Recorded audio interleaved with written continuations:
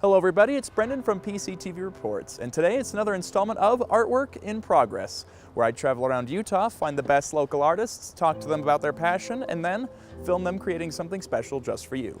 Today I sit down with Jimmi Torro, who has a flair for the abstract portrait. I'm Jimmi Torro.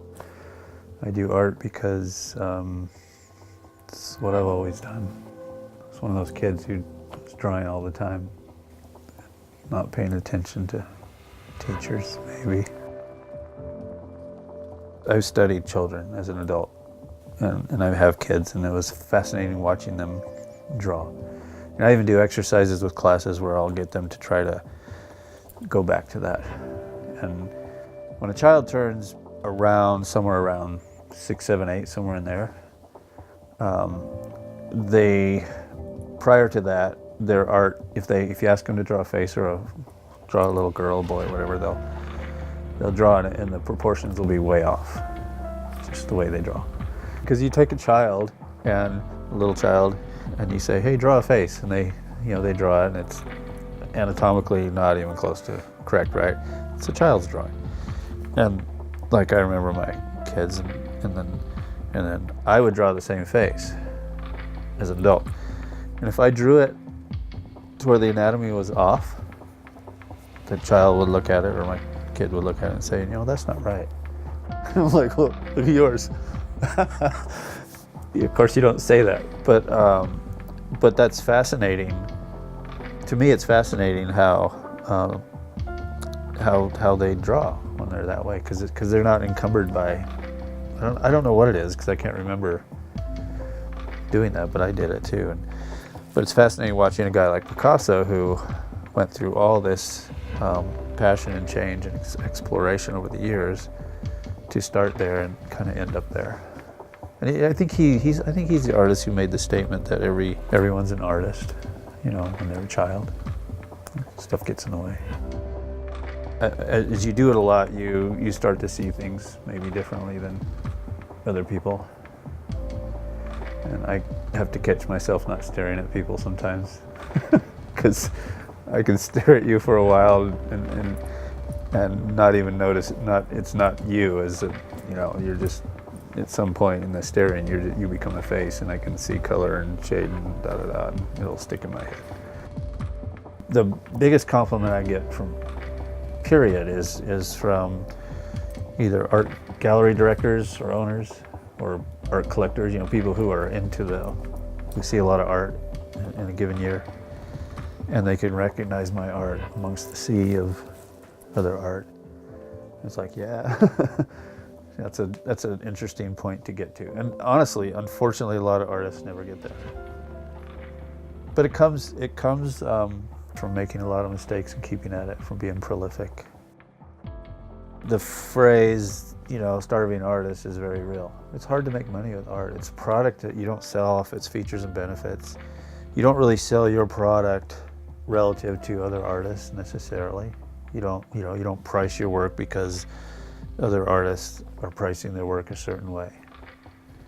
And honestly, people either connect with your work or they don't, and there's not much you can do about it.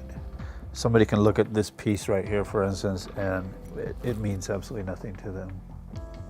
It's as if it doesn't exist. They can come down here and walk right by it. And I can have another person come down here and they'll look at it and they will be in a trance, literally, and they'll stop and they'll stare at it for a long time and they'll love it. I don't know what makes that. I don't know why that is. I don't know, some people love music, some people care less, some people love art, some people connect, some don't. I just know that enough people do.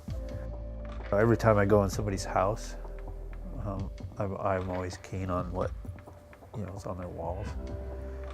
And so often, it's personally to me, it's boring and nothing exciting. But then I walk into some other houses where the art is just absolutely fantastic, and I can just melt in the space. It just has an effect on me, and it does on other people who don't create art. It's like music. So I think art is completely. It's a very personal, unique experience to each individual. This particular painting I painted on a panel or a board, and pretty much all the paintings I do, I paint flat, and I like the board because it's a real flat, smooth surface. And most of the paint that I use goes on very runny. If I don't paint it flat, it would just run off the page and make too much of a mess anyways. Some of the thinner lines I drip on with a spoon, and I do it in several layers, and the layers kind of pool and dry, and then when they dry, I go back on with other layers. And the layering idea is really cool because often it's a bit transparent. You can sort of see through one layer into the next.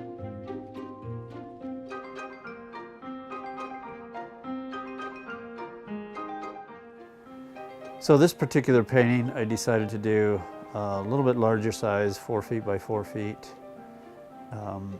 And this subject, a guy named Nick Metos, M-E-T-O-S, he's lives in LA now. He comes from Salt Lake City, and he's pursuing his career as a makeup artist. And because he himself is a kind of a flamboyant character, super nice, super cordial, easy to talk to, very colorful individual, I decided to paint him as such.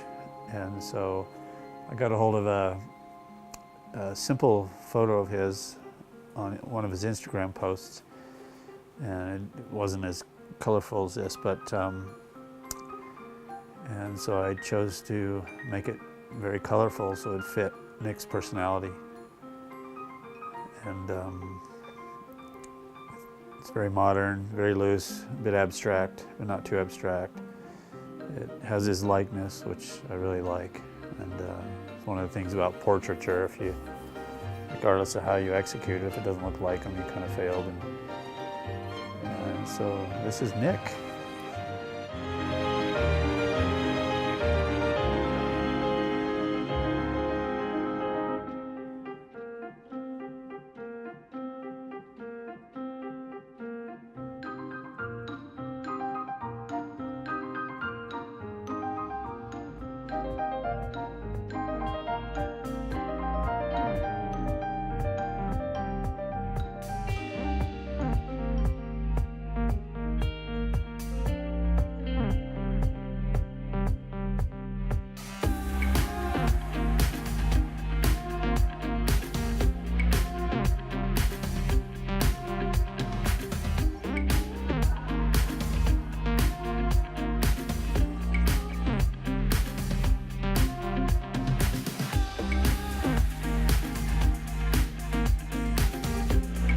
Be prolific.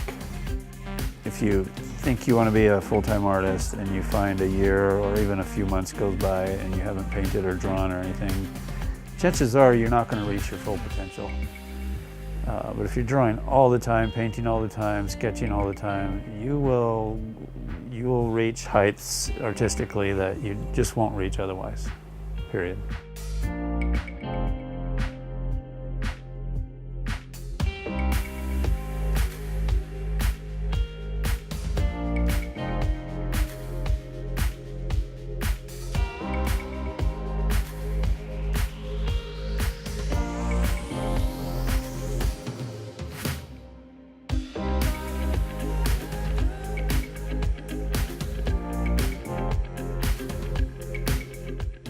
As always, we hope you enjoyed. If you are interested in participating in Artwork in Progress, shoot me an email at brendan@parkcity.tv. If you want more PCTV Reports content, check out our social media handle @ParkCityTV. Thank you so much for watching, and I'll catch you next time.